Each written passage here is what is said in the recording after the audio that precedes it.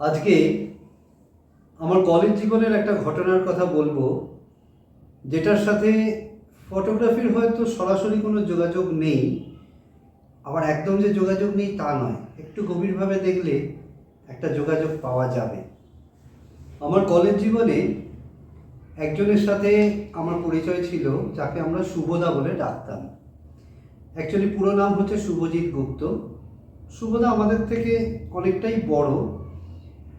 উনি আমাদের সাথে কলেজে পড়তেন না, আমাদের এক বন্ধুর বাড়ি, তার প্রতিবেশী ছিলেন হচ্ছে শুভদা। আমরা মাঝে মাঝে ওই বন্ধুর বাড়িতে যেতাম, কলেজ থেকে যখন অফ পেতাম বা হয়তো তাড়াতাড়ি ছুটি হয়ে গেছে, তখন এই শুভদার সাথে আমাদের পরিচয় হয়েছিল। অ্যাকচুয়ালি শুভদা ছিল আমাদের ওই বন্ধুর প্রতিবেশী। এই শুভদার একটা অদ্ভুত গুণ ছিল, সেটা হচ্ছে উনি ছোট ছোট মাটির পুতুল তৈরি করতে পারতেন। এমনিতে পেশাগতভাবে একটা জায়গায় উনি চাকরি করতেন, কিন্তু অবসর সময় ওনার এটাই শখ ছিল যে সুন্দর সুন্দর মাটির পুতুল বাড়িতে উনি তৈরি করতেন। এই পুতুলগুলো বেশি বড় নয়, এই ধরুন 4 ইঞ্চি 5 ইঞ্চি 6 ইঞ্চি এরকম মাপের হতো। বাড়িতে বসে নিজের মাপন মনি এটা উনি তৈরি করতেন। আর ওই মধ্য কলকাতার একটা পুরনো দিনের বাড়ি, তার একটা ছোট্ট ঘর, সেখানে বসে নিজের আপন মনে একটা পুরনো দিনের কাঠের টেবিলের ওপর এই মূর্তিগুলো উনি গড়তেন। আমরা আড্ডা মারার ফাঁকে ফাঁকে ওই শুভদার বাড়িতে গিয়ে হাজির হতাম, আর উনি যখন এরকম কাজগুলো করতেন আমরা চারদিকে ঘিরে ধরে বসে ওনার কাজটা মন দিয়ে দেখতাম।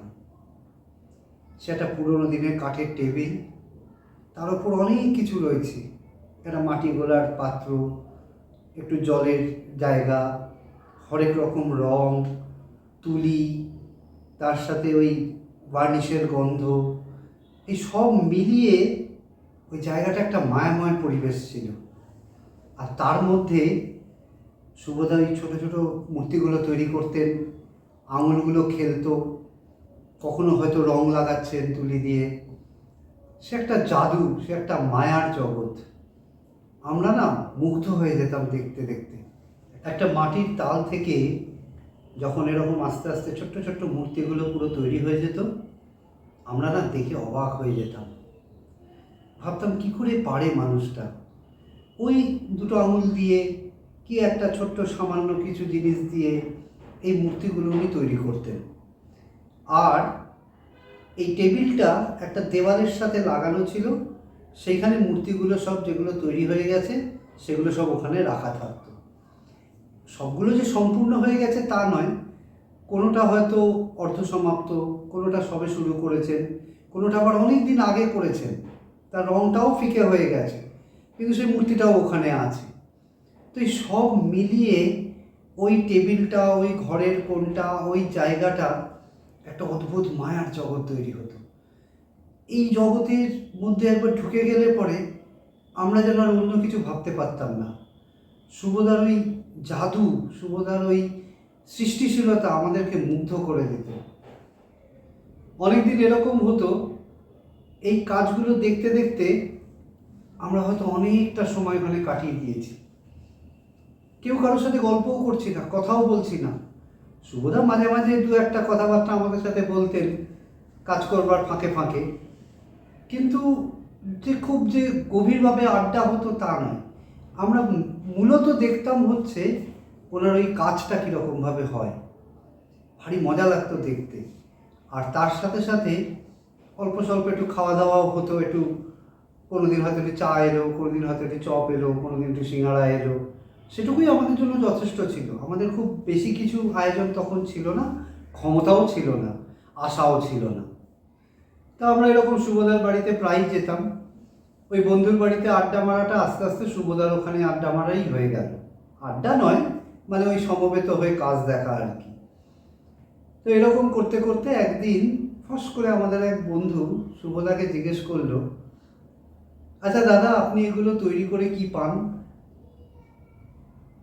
আমরা তো সবাই ওর মুখ চাওয়াচাই করছি, উনি আমাদের থেকে অনেকটাই বড়, তো ওনাকে হঠাৎ করে এরকমভাবে একটি প্রশ্ন করা। কিন্তু শুভদা কিন্তু রেগেও গেলেন না বা কিছু মনেও করলেন না। উনি একটা মুচকি হাসি দিলেন, তারপর ওই বন্ধুটির দিকে তাকিয়ে বললেন, আনন্দ। এটুকুই কিন্তু ওনার কাজের সব কিছুটা বুঝিয়ে দিল। এই মূর্তিগুলো উনি কোথাও বিক্রিও করেন না, কোথাও প্রদর্শনীতেও দেন না, ওইখানেই তৈরি হয়, ওই টেবিলেই থেকে যায়। জানি না ভবিষ্যতে ওগুলোর তারপরে কি হয়েছে, কিন্তু সেই দিন সেই সময় পর্যন্ত এই মূর্তিগুলো তৈরি করার পেছনে এক অনাবিল আনন্দ, সৃষ্টিশীলতার আনন্দ যাকে বলে, সেইটা কাজ করতো শুভদার মধ্যে। আর সেই আনন্দের প্রবাহটা আমরাও উপভোগ করতাম যখন আমরা ওই কাজটাকে একদম গোড়া থেকে শেষ পর্যন্ত ধীরে ধীরে শেষ হতে দেখতাম। এখন এর সাথে তাহলে ফটোগ্রাফির যোগাযোগটা কোথায়? ফটোগ্রাফির একটা যোগাযোগ আছে। আমরা যারা ছবি টবি তুলি, আমরা তো এদিক ওদিক অনেক জায়গাতেই ছবি তুলতে যাই। ইনডোরে পোর্ট্রেট বা স্টিল লাইফ যখন করছি সেটার কথা বলছি না, কিন্তু যখন আমরা আউটডোরে যাচ্ছি, এই ধরুন পুরুলিয়া গেলাম, কি ক্যানিং গেলাম, কি কলকাতার রাস্তাতেই ঘুরে ঘুরে ছবি করছি, সেই সময় না আমাদের কাছে একটা বিরূপ মন্তব্য চলে আসে। যেই ধরুন কারোর ছবি তুলতে যাচ্ছি, অর্থাৎ কোনো একটা মানুষের ছবি তুলতে যাচ্ছি, সে হয়তো একটা চাওলা বা ফেরিওয়ালা বা রিক্সাওয়ালা বা ঠেলাওয়ালা বা কোনো পথশিশু, অথবা হয়তো কোনো জায়গায় হয়তো সে সামান্য নিজের কোনো কাজকর্ম করছিল, আমাদের খুব ভালো লাগলো, আমরা ছবি তুলতে গেলাম। কিন্তু সবসময় নয়, কিন্তু অধিকাংশ সময় এটা হয় যে তিনি আমাদেরকে ছবি তুলতে দেন না। কেন দেন না? তিনি বলেন, আমার ছবি তুলে আপনারা লাখ লাখ টাকা পাবেন, আপনি আমাকে কি দেবেন? আমাদের প্রশ্নটা হচ্ছে এই জায়গাটা, আমরা কি সত্যি লাখ লাখ টাকা পাই? বা ওই মানুষটাকে কে বোঝালো যে আমরা এই ছবিগুলো তোলার মাধ্যমে লাখ লাখ টাকা পাই? অ্যাকচুয়ালি মানুষগুলো দোষ নয়, কিন্তু একজন সাধারণ মানুষ, একজন শ্রমজীবী মানুষ, খেটে খাওয়া মানুষ, সে কি করে বুঝবে একজন শিল্পী কি পেয়েছে তার মধ্যে? আমরা তো শিল্পী মন নিয়ে দেখছি তাকে, তার হয়তো মুখাবয়বটা, তার হয়তো ত্বকের গড়নটা, তার হয়তো কাজের পরিবেশটা, সেখানে হয়তো অনেক রং রয়েছে, একটা টেক্সচার রয়েছে, একটা প্যাটার্ন রয়েছে, একটা ফরমেশন রয়েছে, সেগুলো তো সে জানে না, সেটা তার জানা সম্ভব নয়। কিন্তু সেটা সে জানে না বলে এটা সে ধরে নিল কি করে যে এই ছবিটা তার লক্ষ টাকায় বিক্রি হবে। এটা আসলে একটা সাধারণ ধারণা তৈরি হচ্ছে। কিন্তু মূলত আমরা এই ছবিগুলো তুলি হচ্ছে, আমি যদি ওই শুভদার কথাটা ধরি, আনন্দের জন্য তুলি। সব থেকে আগে আমরা যেটা পাই সেটা হচ্ছে আনন্দ। এই আনন্দটা তো এক একজন মানুষ এক একটা জিনিস থেকে আহরণ করে। কেউ একটা ভালো গান করে করে, কেউ একটা ভালো নৃত্য পরিবেশন করে করে, কেউ আবৃত্তি করে করে, কেউ অভিনয় করে করে। তো আমরা যারা এগুলো পারি না, অথচ একটু একটু ছবি তুলতে পারি, তারা ছবি তুলেই আনন্দটা পাই। হ্যাঁ, হয়তো এই ছবিটা ভবিষ্যতে কোনো জায়গায় প্রদর্শনী হয়, বা একটু হয়তো প্রতিযোগিতায় গেলে খুব বেশি হলে কি হয়, একটা মেডেল পাই, একটা সার্টিফিকেট পাই।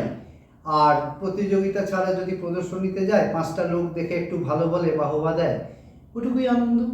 যেমন একজন অভিনেতার ছবি দেখে দর্শকরা হাততালি দেয়, যেমন একজনের গান শুনে সবাই বাহবা দেয়, আমাদের কাছে ওইটুকুই পাওয়া একটা ছবি তুলে। কিন্তু এই আনন্দটা না একটা মোহ আছে। একবার আপনি যদি আনন্দটা পেতে শুরু করেন, এই আনন্দটা আপনাকে পরিচালিত করবে, ক্রমশ ধাওয়া করবে, আরও আনন্দ, আরও আনন্দ, আর একটু আনন্দ। এরকমভাবে আনন্দ পাওয়ার নেশায় আমরা ছুটে বেড়াই। এটা আমাদের মধ্যে যাদের একটু সৃষ্টিশীলতার প্রতি আকর্ষণ আছে, একটু কিছু তৈরি করবার দিকে আকর্ষণ আছে, আমরাই তার মধ্যে নিমজ্জিত হই। কিন্তু এটা এমন কিছু ভাবার ব্যাপার নয় যে এই আনন্দটা কোনো লক্ষ টাকায় পরিণত হয়।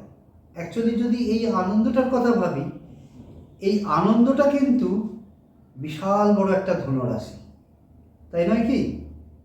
এই যে আমাদের আকর্ষণটা, এই আকর্ষণটা কোনোদিন কমার হয় না, এটা ক্রমশ বেড়েই চলে। আমরা যখনই একটা এই ক্যামেরাটা ধরি না, সঙ্গে সঙ্গে শরীরের মধ্যে একটা শিহরণ খেলে যায়। তারপরে যে কাচাক করে একটা শাটারের আওয়াজ হয়, ওই যে ভিউ ফাইন্ডারের মধ্যে দিয়ে দেখা হয়, এই জগৎটা হচ্ছে সেই মায়ার জগৎ, যে জগৎটায় শুভদা বসে বসে তার টেবিলে ছোটো ছোটো মূর্তিগুলো তৈরি করত। মূর্তিগুলো যেরকম এই টেবিলের পাশে রাখা থাকতো, আমাদের ছবিগুলোও তেমনি আমাদের স্টোরেজ ডিভাইসে রাখা থাকে। অবসর সময় আমরা কখনো কখনো খুলে দেখি, একটু একটু এডিট করি, কোথাও পাঠাবার হলে পাঠাই, কিন্তু সব থেকে বেশি আমরা ওটাকে নিয়ে থাকতে পছন্দ করি। এই থাকাটা না বন্ধ করে দেওয়া উচিত না। আপনারা যদি একটু সহযোগিতা না করেন, তাহলে আমরা এই জিনিসগুলো তো করতে পারবো না। কারণ যে কোনো ছবির তুলতে গেলে ক্যামেরার সামনে তো একজনকে থাকতে লাগে। সেই ক্যামেরার সামনে থাকার মানুষটা যদি আমাদের সাথে সহযোগিতা করেন, তাহলে আমরা এই সামান্য আনন্দটুকু পাই। এই আনন্দটুকু আমাদেরকে আরও একটু পথ চলাতে সাহায্য করে, আরও একটু পাথেও দেয়।